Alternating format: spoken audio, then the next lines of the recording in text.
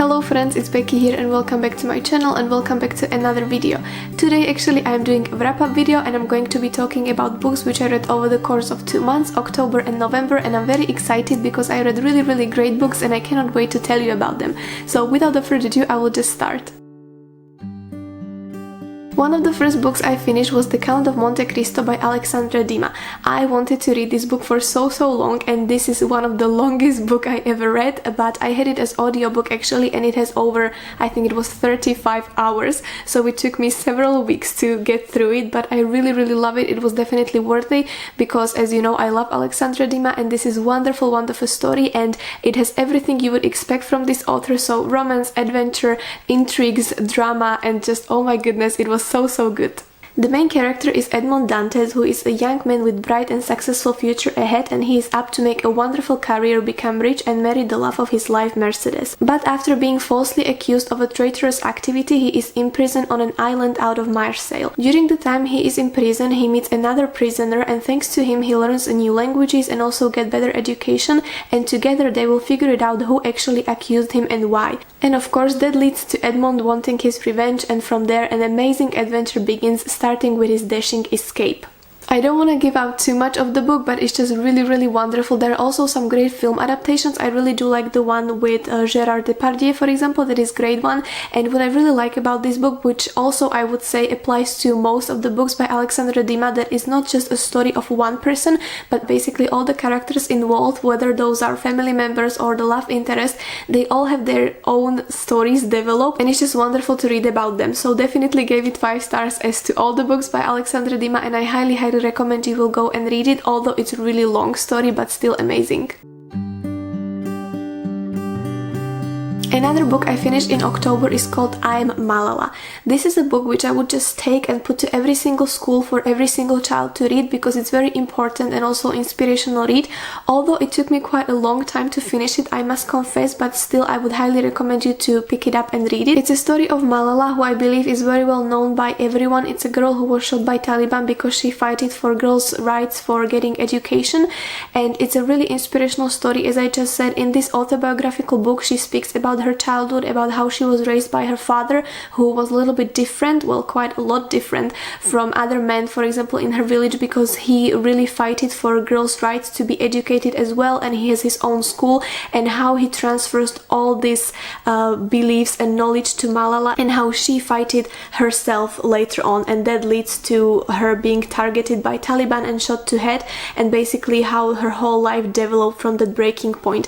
So it's something very interesting to read, although there are some trigger warnings you need to be aware of, so a lot of violence, a lot of death, and quite vivid descriptions of how the shooting happened, and a lot of blood and these sort of things. But the main message this book shares is to not being afraid to speak up and to use your voice, because everyone has a right to be heard, and I think it's just really wonderful and inspirational story. And what I like about these sort of books is that it always leads me to watch, for example, different interviews with her. I will link some of them to the description down below if you would be interested as well. I gave this book 4 stars, and although I really enjoyed it, it still took me quite a long time, especially at the beginning, to kind of get into the story, because especially at the beginning there is a lot about politics of Pakistan, for example, which is good because it gives you kind of overview of what was happening in Pakistan and also what is still kind of going on. So it's good to have more knowledge about these sort of things, and also the places which are far away from me, for example, concretely.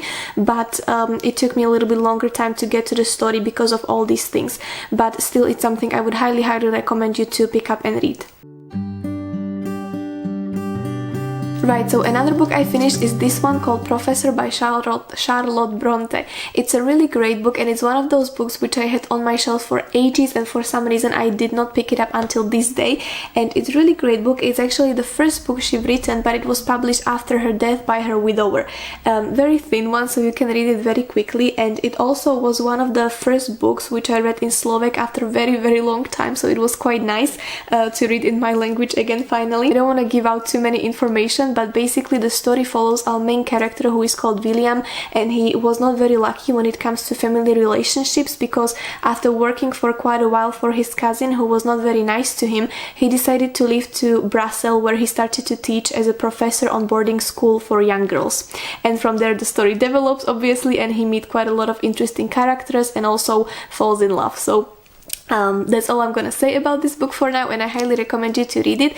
But when it comes to my little review about the book, there were a couple things I must say I did not enjoy about the book, and one of them where I'm not quite sure if it was because of the time period it was written in, that maybe that was normal, but I just felt that most of the time William, the main character, he was very judgy when it comes to girls he was teaching. Like, there were literally descriptions of girls and how they looked, but in very nasty way, I would say. And sometimes it was really, well, not alarming to me, but it was a couple times when I came across some chapters when he would be describing how some girl looked, but it was not very lovely descriptions, and it was mostly in a way like, oh, she was so smart and she was so sweet, but gosh, she was ugly. And I'm like, I don't know, this is something which I don't know why was there so many times, and I did not think that it helped the story or it was important for those characters to be described like this, because as I mentioned a couple times before, I do not like when the characters in the story are always portrayed as the most beautiful one and the most smart ones, but in this book I just found it that like William was very judgy when it comes to women's appearance sometimes, and I'm like, I don't like this very much. Overall, really interesting story, and if you like Charlotte Bronte and her stories, definitely recommend you to try this book out. Okie doke, so moving to another book which I don't want to spend too much time with because I mentioned it in like my 3 previous videos already, but it's this one called How to be Victorian. It's a book with absolutely stunning cover, I love it so much, and basically this book focuses on the life of ordinary people in Victorian era and on their daily routines. So basically everything they've been doing and how they've been doing it, from the moment they woke up, get dressed, went to work, their free time activities, little details about how they brush their teeth, how they repair their clothes, and until the time they went to bed. So very lovely and interesting book filled with pictures and illustrations, and highly recommend you to pick this up. I read it in October for my Victober reads, and also in November as my non-fiction November reads, because this is a non-fiction but still very interesting. It's quite chunky book, so it took me quite a long time to finish it, but I think that this is the book which you don't necessarily have to read you know, from the first page to last one, but you can literally choose any chapter, any part you like, and just read about interesting information from Victorian era. So highly recommend you to go and pick this book up. And now I'm slowly moving to one of the best books I read these 2 months, and it's called What I Talk About When I Talk About Running by Haruki Murakami. I'm sorry, I had to just read the name. And this was my first buddy read ever with wonderful Alice from Alice and the Giant Bookshelf. So thank you very much, Alice, again for reading it with me.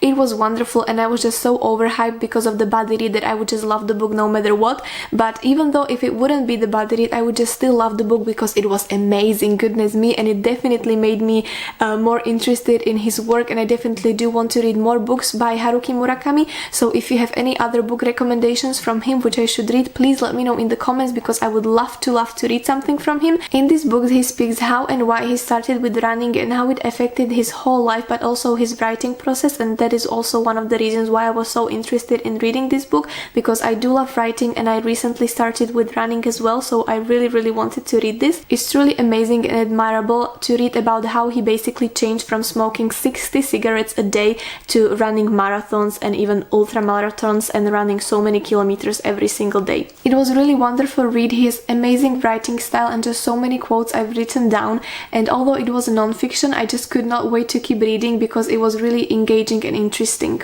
I must say that personally I would maybe prefer if there would be a little bit more about his writing process as well, because I felt that at least for me this was really mostly about running, but because these two things are just so interlinked together, I would say, because you need so much discipline for running every day and you also need so much discipline for writing every single day. So I just think it was wonderful how he managed to combine these two passions and just write about it in such a lovely way. So definitely highly recommend you to read this book as well if you like writing, if you like running, or maybe you're interested in these two things, and also if you never read anything from this author, because for example this was my first read from him. I never read anything else, and at the beginning I was not quite sure if this is the good starting point, but I mean it was, because I definitely do want to read more books from him. So if you have any recommendations, please let me know in the comments. Right, and very slowly I'm moving towards the end of my wrap-up, but not yet, because there is one more book I would love to talk about, and it is the book which I finished very recently, and I finished it in one sitting, ladies and gentlemen, which I never do, and it's this one called Pillow Thoughts by Courtney Peppernell. This is a book of poetry, and let me tell you that I know nothing about poetry, like nothing. I read maybe like Shakespeare's sonnets once, and then I had some poetry which I read during high school because I had to do it because of schoolwork, so those were authors which I was prescribed, you could say, that I had to read them, but I never felt you know, the urge to pick up poetry, or I just never came across it that much that I would be interested in reading it. But my sister, she has several books in her collection from poetry, and one evening I was just there and browsing through her bookshelves, and I came across this one, and I'm like, oh, I'm just gonna give it a go. I started to read this, and I swear on the second page already I was like, okay, I have a little teary eye, and then on the third page I was weeping, literally. This is so wonderful, and I think that although not knowing anything about poetry, I just feel that poetry is something that should make you feel something, which definitely happened to me with this book. It's a book about love, about different forms of love. It's about love when you are just dreaming of someone, when you are before actually being in love with someone properly. Then there are parts describing how it is when you are already in love with someone, and also how it feels when the love is gone. And it was very touching to me, and I mean, it was just so wonderful. And the amazing thing about this book, at least for me, is that I feel like if I was ever gifted to write the poetry, which I'm absolutely not, but if I ever was and I would like to write about love, I think this is what I would write. It kind of concluded my feelings about love.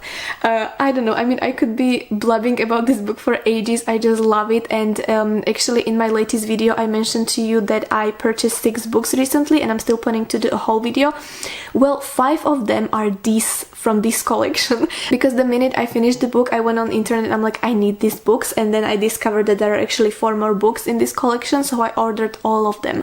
So I cannot wait for them to arrive. This is still the book which belongs to my sister, so I could not write in that, so I put only these little marks there. But once my book arrives, I'm just gonna read it again and just write so many notes there. And oh my gosh, highlight of my 2 months. Love this. Definitely recommend you to pick this book because it was absolutely amazing. Okay, my friends, so that's me with my wrap-up. I hope you enjoyed it. Thank you very much for watching. Please let me know what are your favorite books of October and November, or maybe just favorite book you are reading currently right now. And if you have any recommendations for Haruki, I cannot say his name, I'm so sorry, by Haruki Murakami's book, please let me know, because I would love to read more books from him. And if you are new here and still considering to subscribe, please do so, because it would be lovely to have you here. And for those of you who came back, thank you very much, and hopefully I will see you with another video very soon. Take care, bye!